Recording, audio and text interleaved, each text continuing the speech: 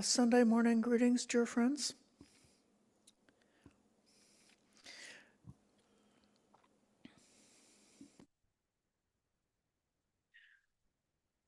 We are now at the beginning of the Vesak month in the Pali Theravada tradition, starting from the full moon that happened a couple of days ago and culminating in the Vesak full moon, which is coming, I think, May 22nd. During this time, we especially are directing our awareness to the Buddha, his the birth of the Bodhisattva, who had arrived at his last life after many lifetimes of effort in cultivating, developing, and then the realization, which very much is about this whole Vesak month, is very much about the mystery of birth and death and rebirth. This cycle and the grasping tendencies of the mind that keep us perpetuating on that difficult, challenging, or painful merry-go-round of the cycle of life and death. And then contemplating what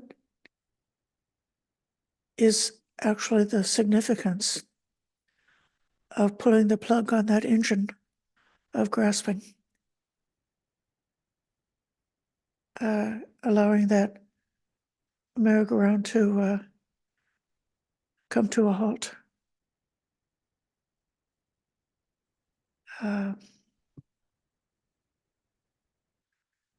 Putting down that burden.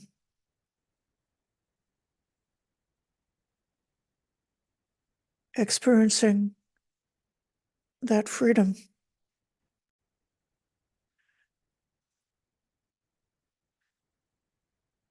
I can remember at different points of time earlier in my life when I was tied up in situations. It could be, for me in my past, different work situations or different social situations where it seemed like my life had become, bound up in a kind of a trap that I just, because of conditions, I just didn't feel the freedom to step away. Instead, had to keep on, pulling the plow, being in the harness, doing the work, bearing up to the pressure, withstanding the difficulties, and then for some reason or change of circumstances, it could be that those situations are cut off, and where previously there was a whole constellation of obligations. Instead, there's that space of freedom. And so it must be some kind of a space like that, except at a much more profound and permanent level, which is the freedom that was realized by the Sama Sambuddha when he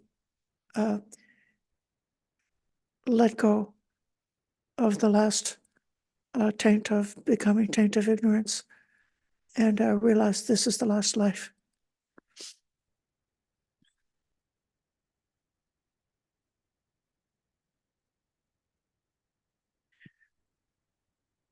A big part of that transformation, as the Buddha described it, our Buddha, our Sama Sambuddha, the one who actually lived in our world and knows what it's like to be a human and to be trapped in this way. He frequently spoke of becoming disillusioned with that harness of obligation to keep pulling the burden, going round and round in samsara, becoming willing to put it down. And so because of that, I'm going to suggest meditation today, which is focusing on being able to notice and getting a kind of a clear perception about what's called the five aggregates, the five khandas, the five khandas which the mind tends to cling to, which is, you could say, when suffering arises, it's arising there in the five khandas. When suffering settles down and gets a grip, it gets a grip there in the five khandas.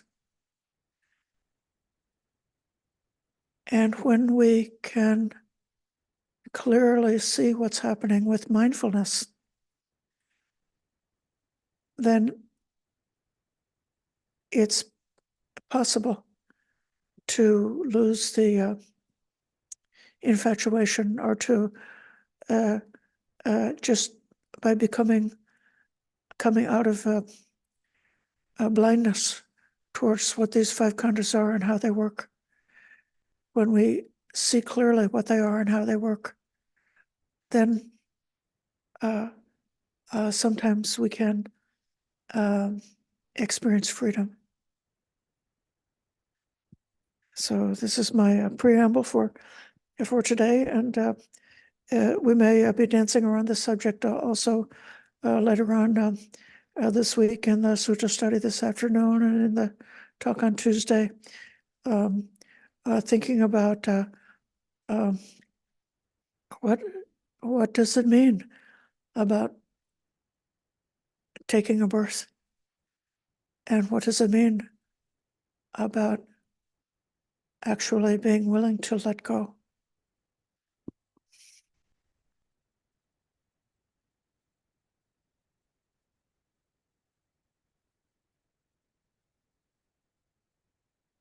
Welcome to come to an upright and balanced meditation posture.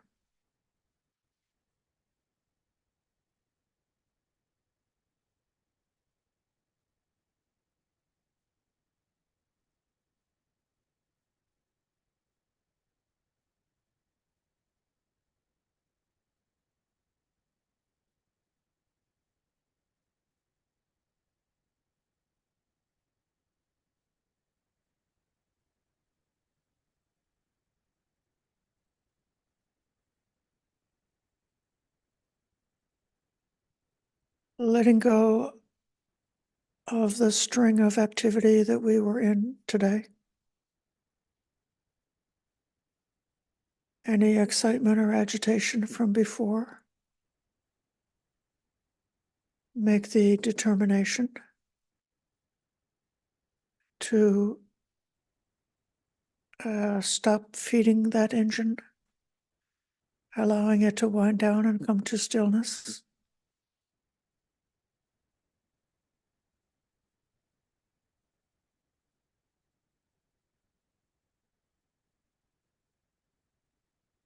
And whatever problems or hopes or plans or worries we have about later on, making a decision, a determination, making a resolution. We are willing to not pick up that energy when it comes along. We're willing to leave it alone and just remain in stillness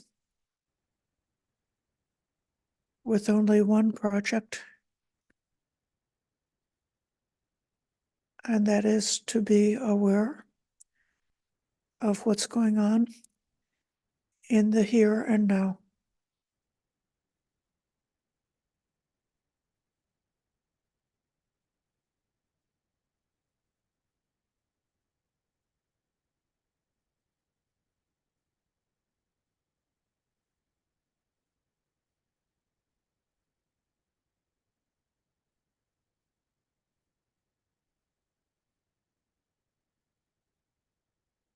As a preliminary,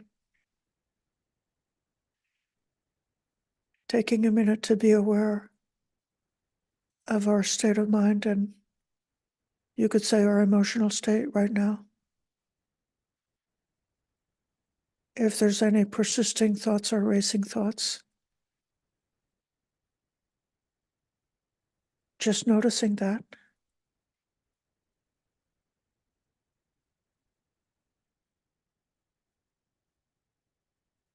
And coming back down to the feeling state that we had when we arrived here at this cushion, or right now. How do we feel? What's it like to be me? Is it pleasant or unpleasant or neutral, subtle or strong? What kind of Vedana is present right now?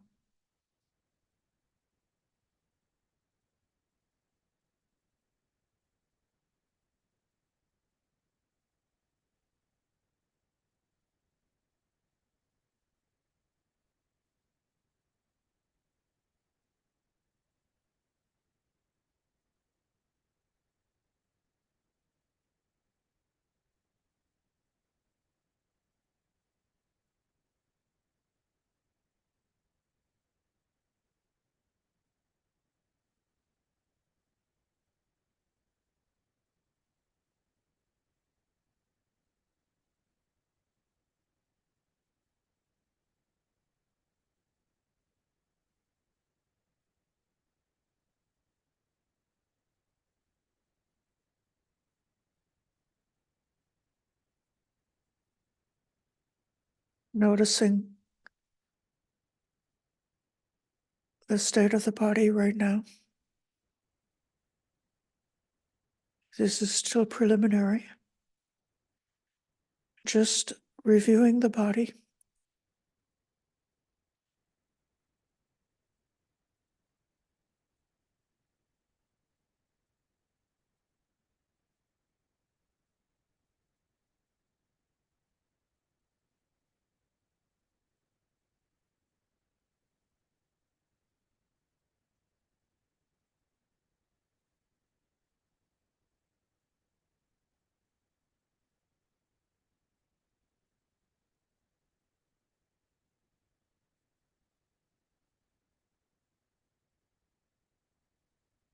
If there's anything tight or tense or painful, one may think of relaxing that or relaxing around it, to just leave it be, not to be uptight about any tightness coming up in the body, letting the mind relax and letting the body relax.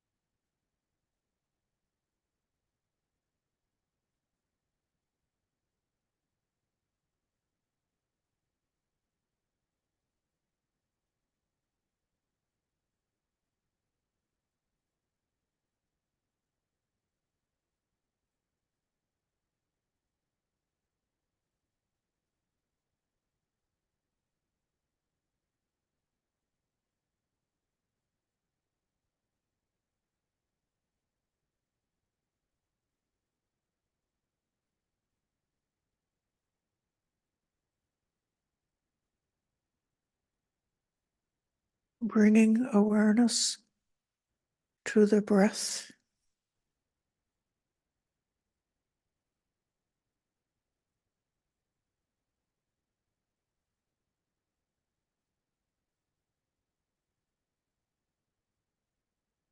This is our intention on purpose.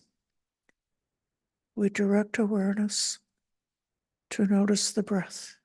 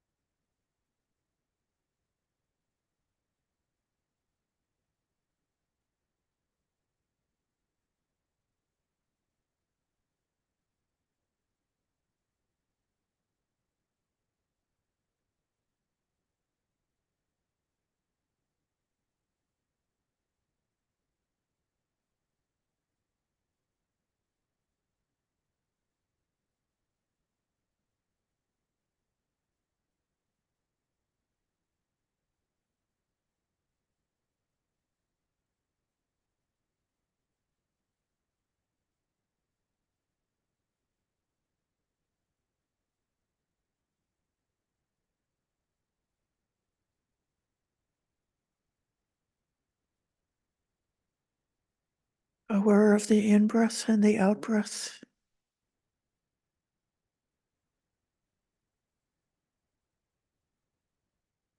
This is a perception. One can recognize breathing in, recognize breathing out,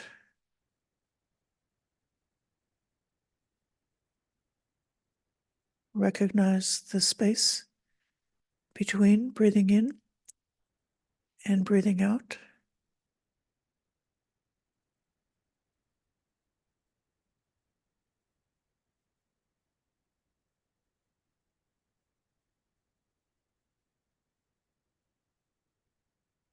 Clearly perceiving the breath in whatever way it's clear for you.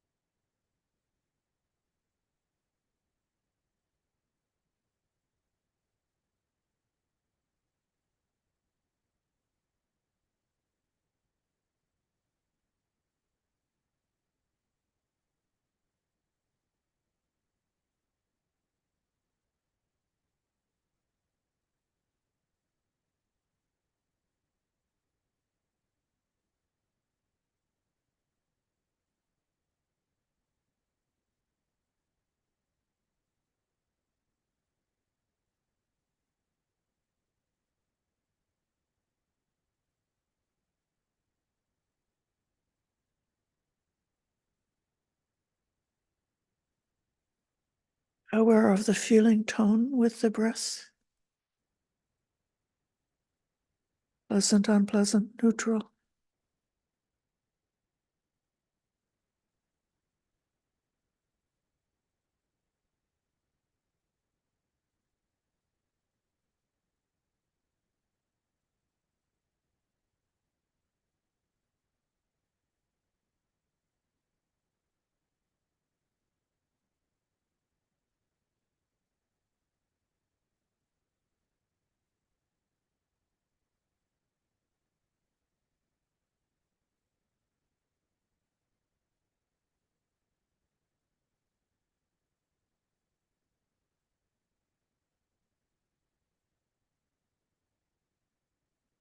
There's a part of us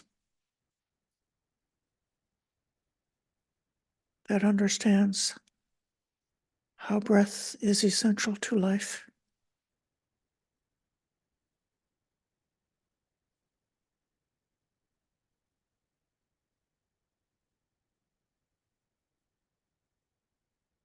How breath is the nutriment of life.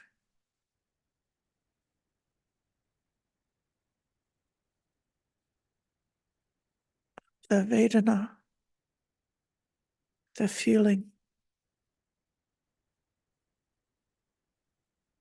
is connected with that process.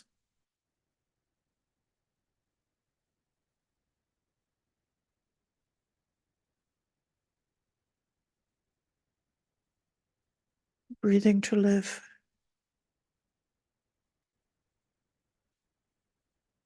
How does that feel?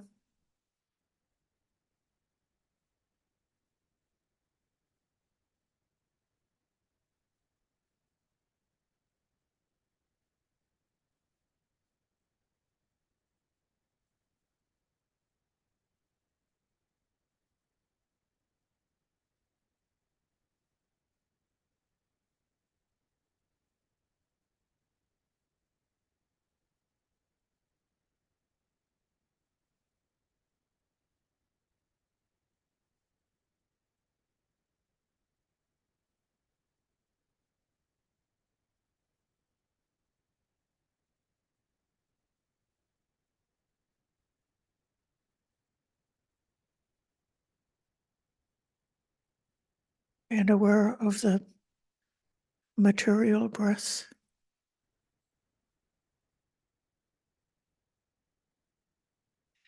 the gentle movement in the body,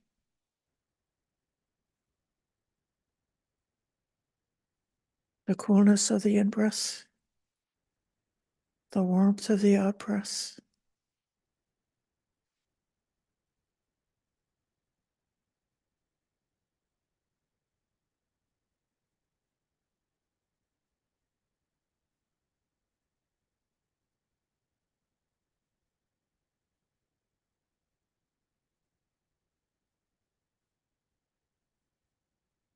The air element touching the earth element.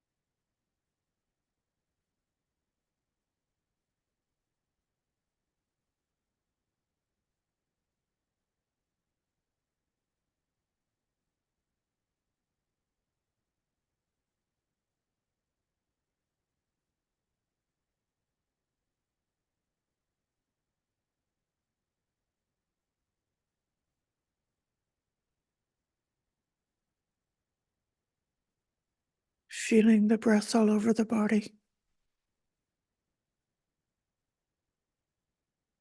where the touch of breath is most obvious,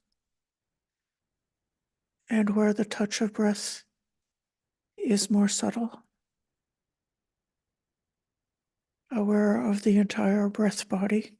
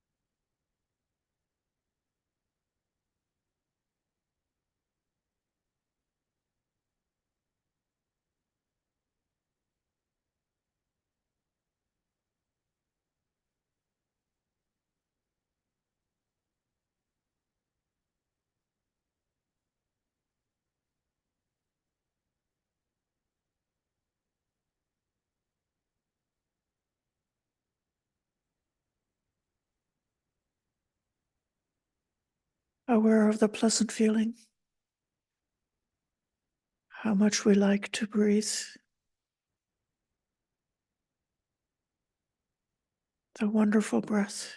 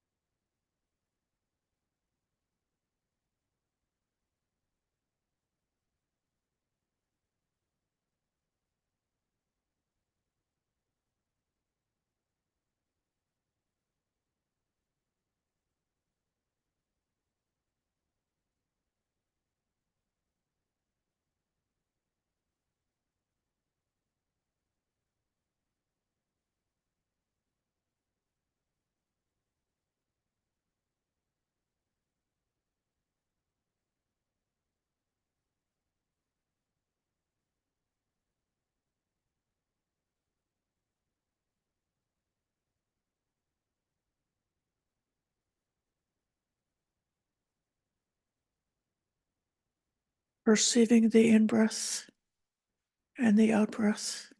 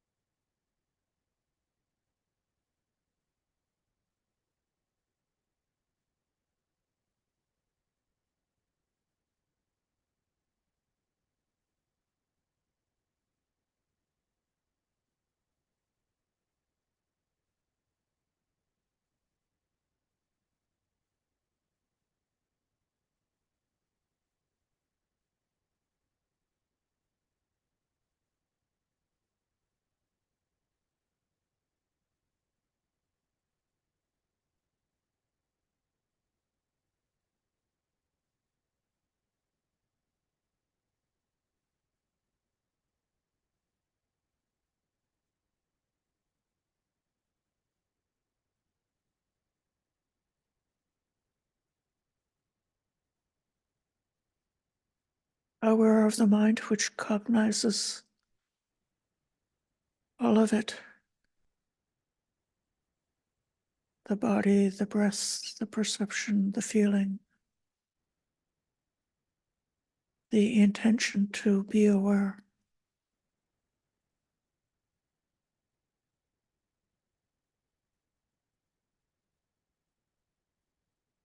We experience it and we know it for sure. With the beginning, the middle, and the end of every single breath.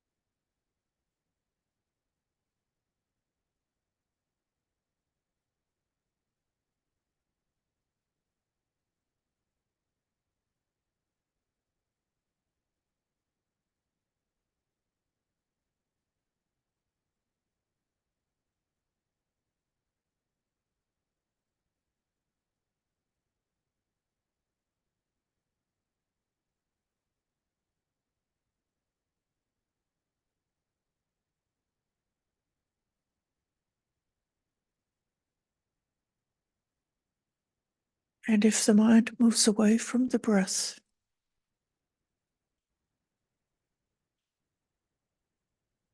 noticing the whole process,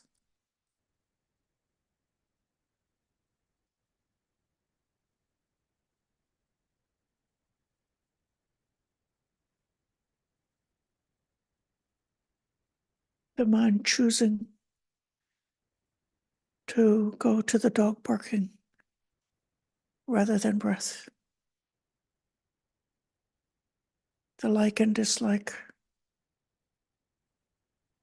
the feeling, the perception, the physical process when the mind adverted someplace else. What's it all like, knowing it all? And when coming back to breath, knowing that also.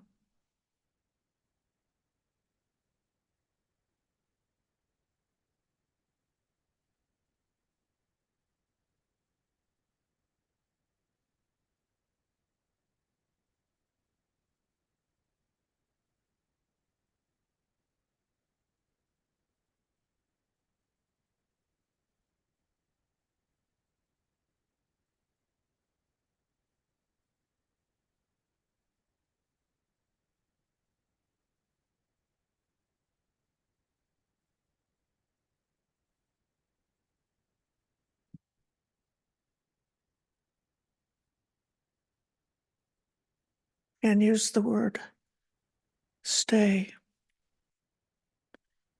to set the intention of keeping awareness on the breath.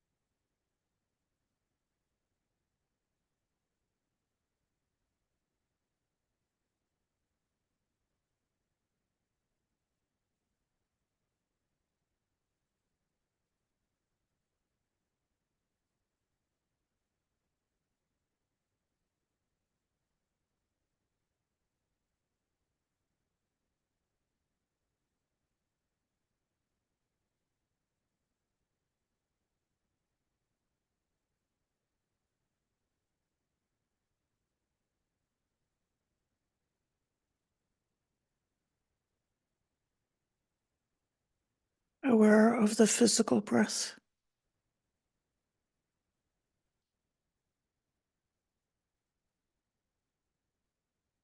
knowing that soon the breath will separate from the body.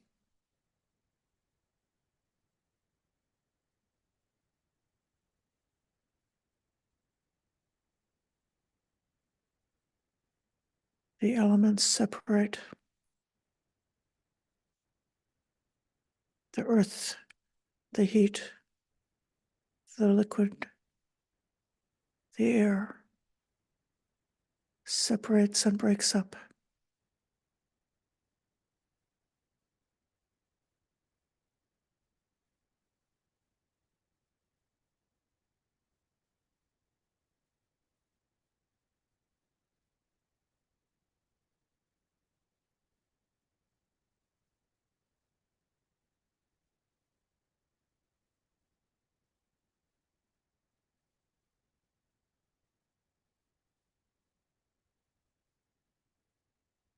Aware of the feeling, how we so much like to breathe, to be alive, how that feeling will become separated, will cease, will be no more.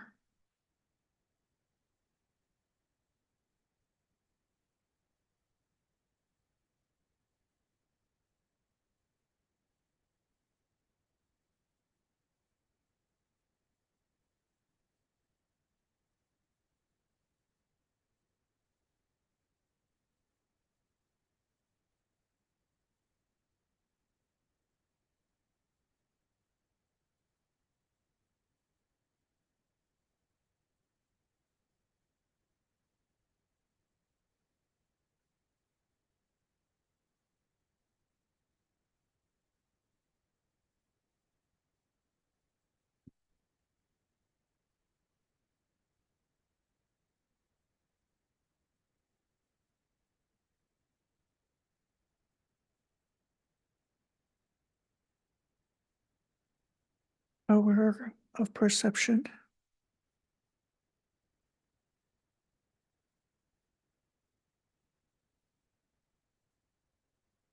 when the conditions stop, perception will stop.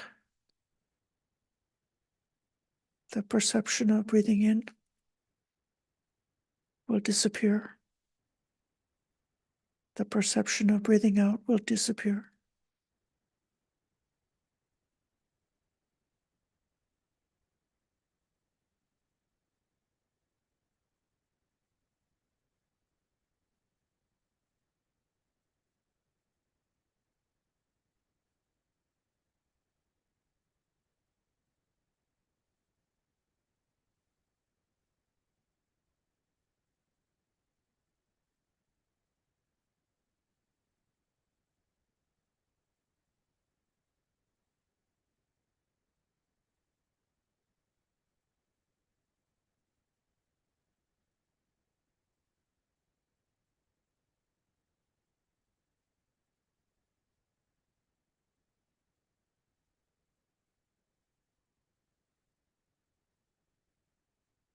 Aware of our intention towards the breath and this life.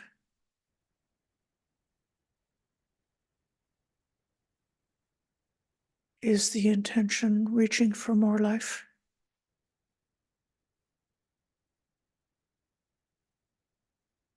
Or is intention in perfect neutrality, not reaching for more life and not reaching for non-existence, simply free?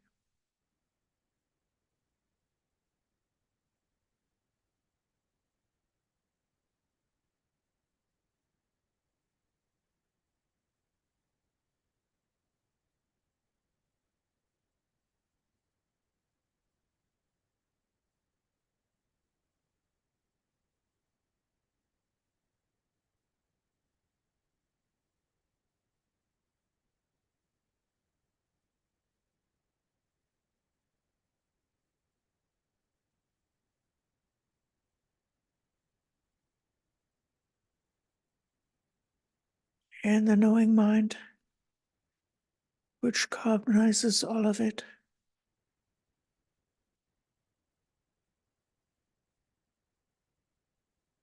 Is it holding it all together? Holding together a bundle?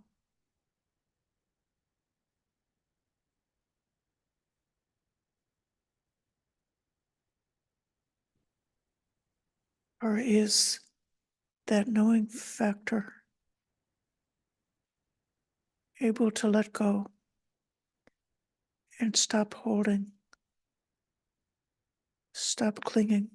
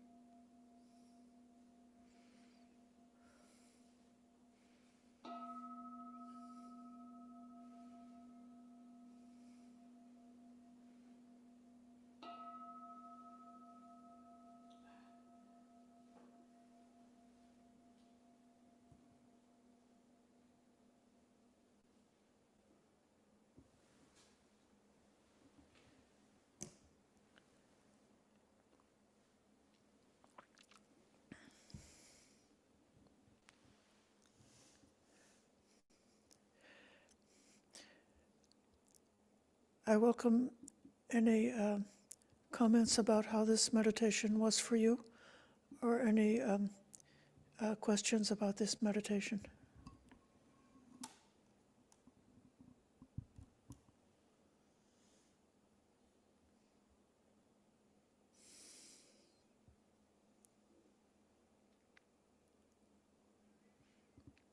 I see that one of our members, I just put my screen on the gallery so that I could see you, and I see that one of our members has got a nice image of Vesak lanterns as to represent them this morning.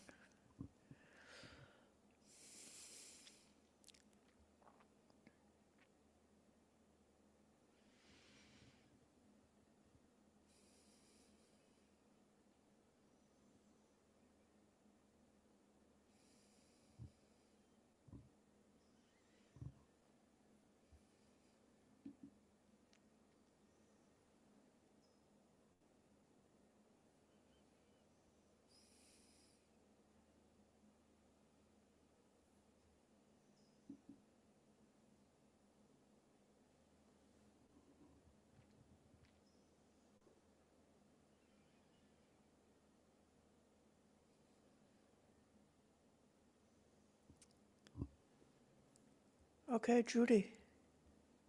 Hi, thank you. I just wanted to say I really appreciated the suggestion to use the word stay. I found that useful, and I added the word here to the end of it. So it was stay on the inhalation here. And I found that quite useful. Good. Thank you for that comment. Mhm. It is very interesting how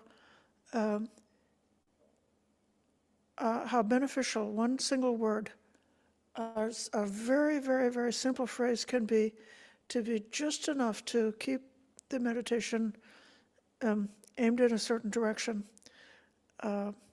without necessarily leading into proliferation of thinking. This is a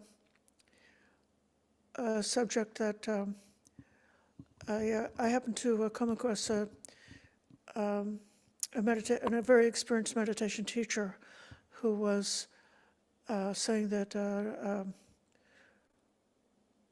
we might go in the wrong direction when we think that the meditation needs to be completely nonverbal, and there cannot be any verbal aspect of what's experienced. That is a kind of meditation, but it's also true that contemplations that have a verbal prompt or even a verbal theme can be very useful in conditioning the mind, stabilizing the mind, and helping to become more peaceful. And then if you had more time to spend the whole day, it may be that stay here, it would become much too cumbersome and too much trouble to keep on saying stay here, and then the mind would just put down those words and go to silence after those words have done their job. Thank you. Yeah, it was just another form of an anchor for me. Yeah, thank you. Mm-hmm.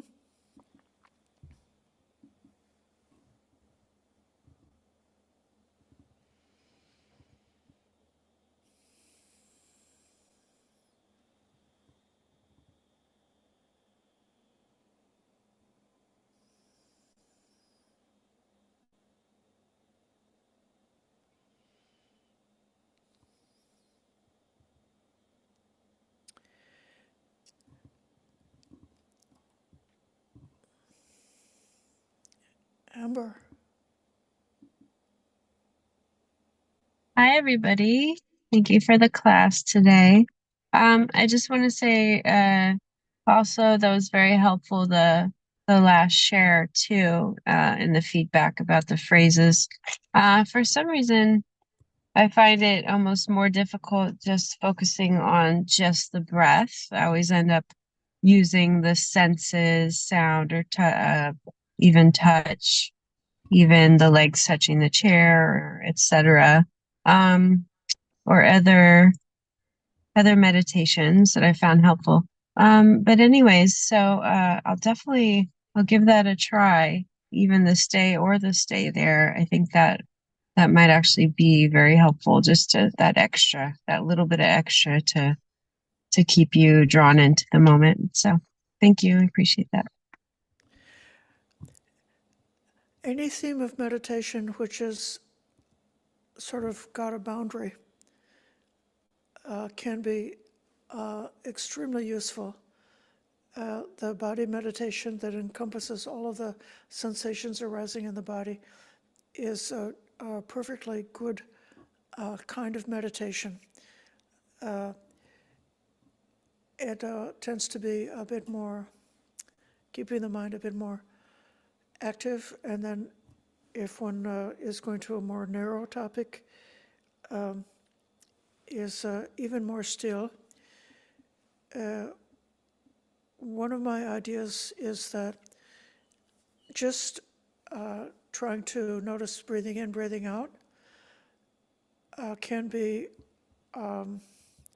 not interesting enough to hold our attention on that subject. But when we are looking at different aspects within the breathing in and breathing out, it could be the 4 foundations of mindfulness, or as I was guiding, using the breath as an anchor while we're attempting to see and notice the 5 aggregates, or using the breath as an anchor to notice the sense faculties in terms of the touch and the Vedana that arises from that, and then it could be the reaction that can arise from the Vedana, and so there are these ways in which the breath is also it's a vehicle for an exploration or an investigation, but then on other occasions when the mind is able to just stay with a very bare minimum of a simple object of meditation, then one can do that and experience that peace. But I wonder what anybody thought of the idea that, oh, this is impermanent. It's going to become separated. It was just what you said about it's just too simple now that there's so much more concepts to think about. Now even I don't remember if it was you or if somebody else said that even it might have been somewhere I was in my readings, but instead of focusing on the one sense, to kind of let all the senses come in, because that's the natural, that's our whole experience, and you're almost like pushing away the other one, but you're just practicing focus and concentration. So it's almost too simple. So when it's almost like a little better, like if I added it to a deeper investigation, or when you're doing your teachings and I have your talking in the back, and that makes an extra level. So anyways, might have to just not fight the feeling and practice it just being that simple, or do deeper on it. So. Thank you. Judy. Yeah, when you referred to that during the sitting, from what I recall about not grasping after and not wanting it to cease, but to be in that state of contentment, I felt like almost a joy arise at being content, related to other aspects of my life where, not running after something, not avoiding something, but what does that feeling of just being content feel like? And it was quite joyful, shall we say. Very good. Thank you. That's a very good comment. I appreciate it.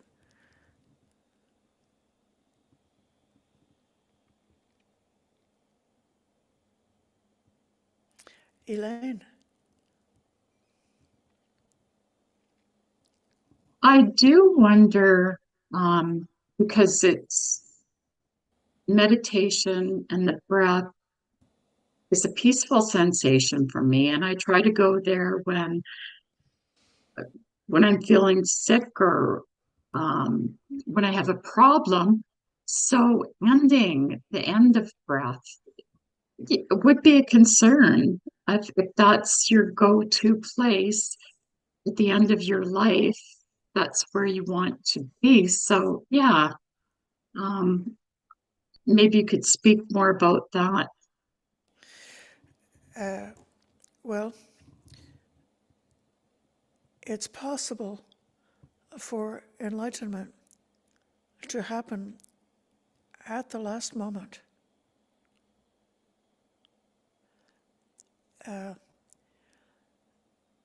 One would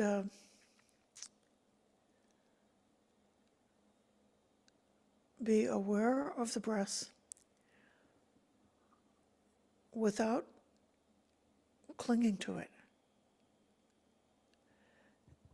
And it's said about the last moment that if there's clinging, there's agitation and distress. So as one were approaching the end of life, and then if you had the sensation, I can't breathe, or, the other parts of the physical bodily function are starting to shut down, and so the digestion is shutting down and the taste is shutting down, different inner organs are no longer functioning so well and no longer coordinating so well. So then if one is full of anxiety and clinging about that, then one could come to the last moment in a state of distress. But if one is consciously had the inclination to just when it goes, it goes. When each breath that we have, when that breath is finished, it's gone. And allow it to go. And so then the mindfulness it's like perfect mindfulness right up to the last breath. When the last breath happens, it's the last breath. And the mind is, we hope, that the mind would be fully aware and fully content and really letting go and not clinging to life, not anxious about life, not disturbed about life at that last moment. That's really beautiful. It seems to me like we have a lot of opportunities to practice with health and daily situations. Thank you very much. Yes. I'll call on Ren. I haven't heard your voice in a long time, Ren.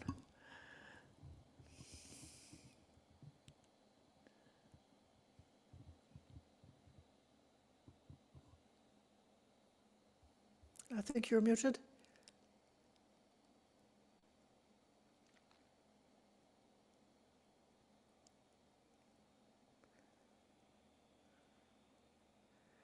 Ren, if you're speaking, please unmute yourself. There Oh, you go. okay. Oh, I thought I've been talking, sorry. Yeah, thank you very much for the class. Yeah, I've been quiet, but I have a question for you today. I, as we're doing meditation, I often am aware that, this is process of concentration, breathing in and out, and hoping to keep that concentration for the duration of each breath. And if I catch myself in a thought, I'll say, oh, okay, well, that's a thought. If I'm lucky, I was able to catch myself. Well, that's a thought. And then come back to it. That throughout this process is a whole sense of me in it. So it's me trying to concentrate. It's me having a thought, and it's me letting go of that thought. And I was wondering, because I remember your other classes about the practice of impermanence, meditation, something about 4 elements for equanimity. I wonder if I could try to take another step to depersonalize it. So there's an idea of not me observing, but to try to even depersonalize it further. And I wonder what that technique would be, and if I've been doing it right. Well, part of the teaching about the 5 khandhas is kind of forcing us to see the process of the me. So, and like the forming of the sankharas and the the consciousness that is aware of the whole bundle and keeping it together, and the Vedana which likes to live, and so then the purpose of like forcing ourselves to look at this process of I-making and mind-making is to get to the point of being sick and tired of it, and then being willing to say, enough already, and to become willing to put it down. Then other kinds of meditation, like the 4 elements meditation, are very like a sort of directly supportive of practicing in a way where the mind is experiencing in an impersonal way, in a way that very much minimizes and weakens and dampens down that fabrication about the self, so that then one is able to let it go. I especially think that the 5 aggregate contemplation is useful. Excuse me. It's very useful in terms of emotions. If there's any kind of emotional agitation that comes up in one's life, we've had some conversations in this class about it's almost like silly, there's some pain that happens, and all of a sudden, like this whole stream of fabrication comes up just because of a small pain, and then when we have the skill of being able to clearly perceive and notice the 5 aggregates and how they work together, then we can much more easily spot how the mind is fabricating the self in order to be able to be disillusioned with the whole process and be able to put it down, and also how to see when that fabricating the self is like starting to become like more rigid or more activated, and how to like diffuse it sooner so that we don't have to suffer so much with twisting and turning and this. It's like being on a bed of hot coals, being on a bed of ego. So then this is definitely part of knowing the selfing process in order to be able to come out of it. But there are other meditations which are like as you mentioned, the elements meditation, which are very supportive to enjoying that state when that process of fabricating the self is very, very like minimized and even almost disappeared, or maybe completely disappeared if one has got a noble, has gained the fruit of these teachings in terms of the path and fruits, and being able to stop fabricating with the self. So I wonder, what is your advice on someone trying to, reach depersonalization? Is if I'm having, is that something that can be combined, or something should be tried first and then go into the element, or focus on the element, or is it depending on the person and how they react to the meditation style? I think a person should just do a meditation on the elements long enough to become very competent and skillful and able to recognize the 5 khandhas when they are arising, in order to be able to dispel any kind of like a selfing fabrication very quickly and easily. And then once you've done that, you don't need to have that be a theme of meditation anymore. Instead, it's just something that will be a theme, like if the mind like starts to move into that type of fabrication, you use that elements contemplation very quickly and efficiently to say, oh, I see you, Mara, and then it's poof, it disappears, and then one can go back to a more tranquil kind of meditation. Got it. Thank you so much. Yeah.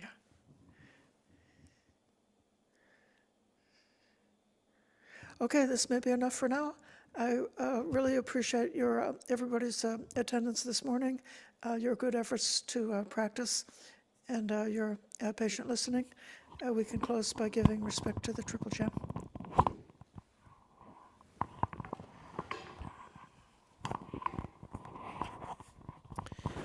The Lord, the perfectly enlightened and blessed one, I render homage to the Buddha, the Blessed One.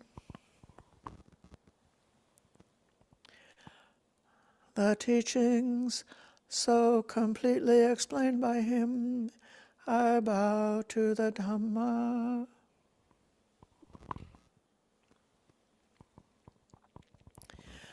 The Blessed One's disciples who have practiced well, I bow to the Sangha.